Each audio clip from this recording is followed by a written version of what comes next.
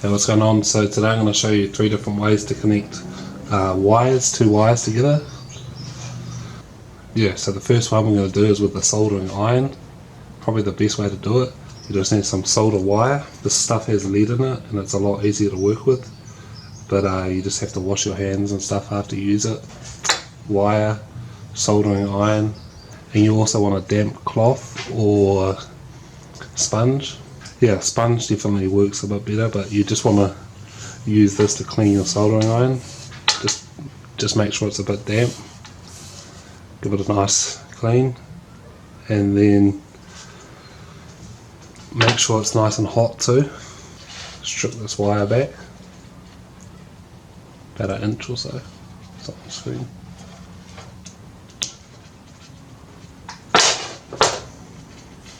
And there's different ways you can do this. You can kind of fray the wires out and fray them out and then put them together and twist them together.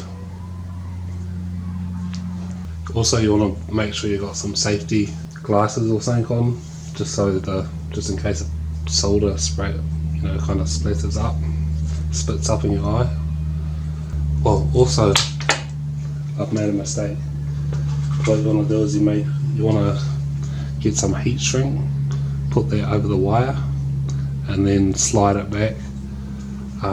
When you finish soldering, you want to put it back over the joint and heat it with a heat gun, just so that it protects it and stuff. But forgot that, so. Just to do this is how I do it. I just put my soldering iron underneath the wire. Can you see that? So I put my soldering iron underneath the wire, heat it up a bit, and I put a bit of solder underneath onto the iron.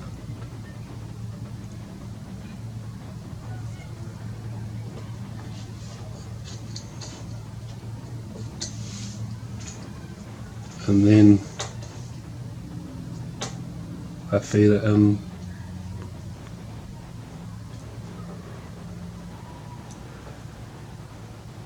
to the wire from the top.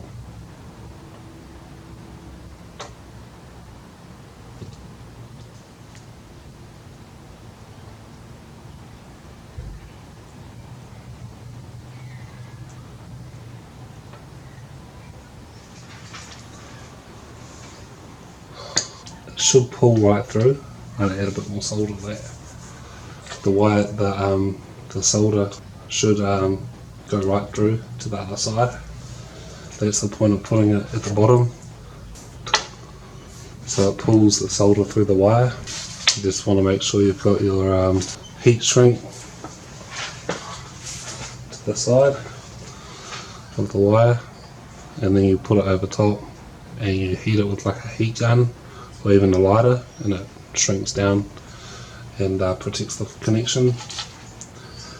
The next way you can do it is pretty much exactly the same as far as like stripping the wire and whatnot, but what you do is these things here called solder splice heat shrink. Put it over the wire and you just heat it with a heat gun, like heat shrink, and this solder, it spreads out, and this solder here spreads out and makes the connection. So that's a pretty easy way if you don't want to bother with soldering, you don't have a solder iron or anything. It's a pretty good way to do it. Yeah. Over top.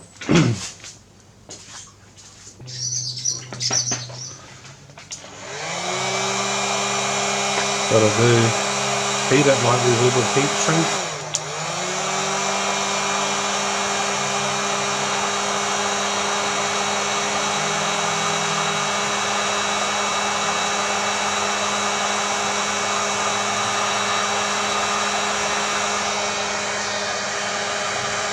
You can see it starting to spread.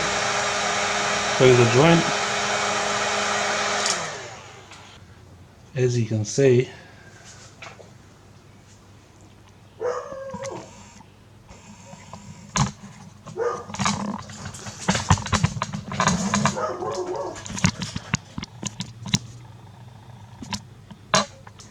the solder is spread right through the joint. And then the next method is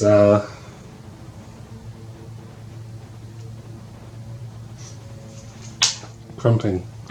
And with crumping, you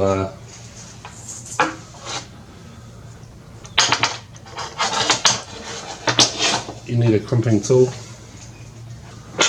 What you do is strip the wire. These are also good for stripping the wires. You just put depends what thickness your wire is, you put it in the right one, 20 to 22, 18 gauge, 16, and these here, you cut the wire. So yeah,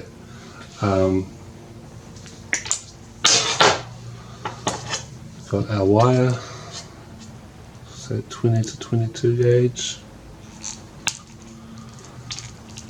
That just makes sure that you don't take off any extra, like go into the wire too. Don't need to take too much off, like that. And this is called a butt splice connector, I think. You can get like ones that they have like like you can unplug them if you want, which could be handy, but just twist these so they go in a bit easier.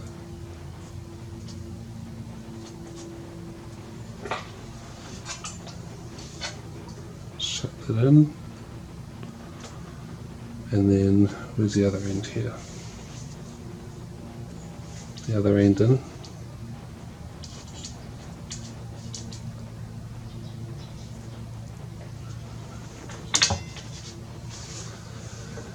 And you also want to make sure you're using the correct size, which I'm probably not at the moment, but these different colours are for different size wires, so if you don't use the right size, it will just won't hold together properly. But then you want to get your crimping tool, and we're using a blue one, so we're going to use the blue here.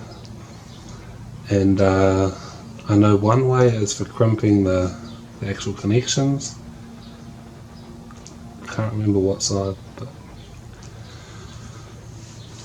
we will, and then you just crimp the connection.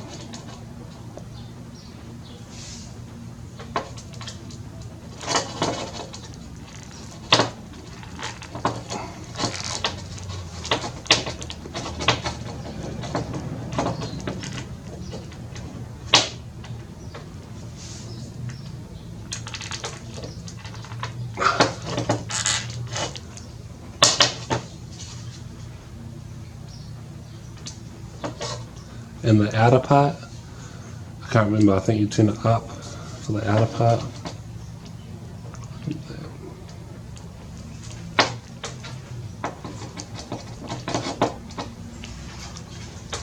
Just where it connects to the wire.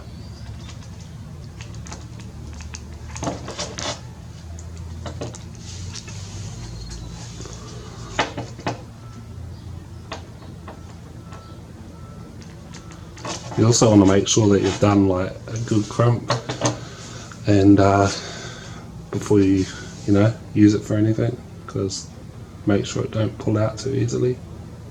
These wires, they can. Go ahead and just another crimp.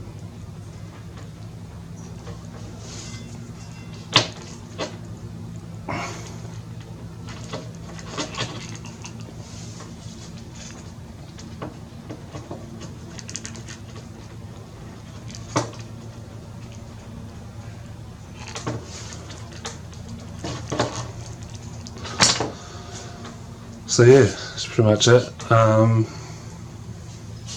This isn't really my favourite because they can be quite weak. That seems alright actually now. It's holding in there. Before I did that last crimp, felt like it will pull out pretty easy, so yeah, make sure that. But I don't really use this method much, but yeah, that's pretty much it. So cheers for watching.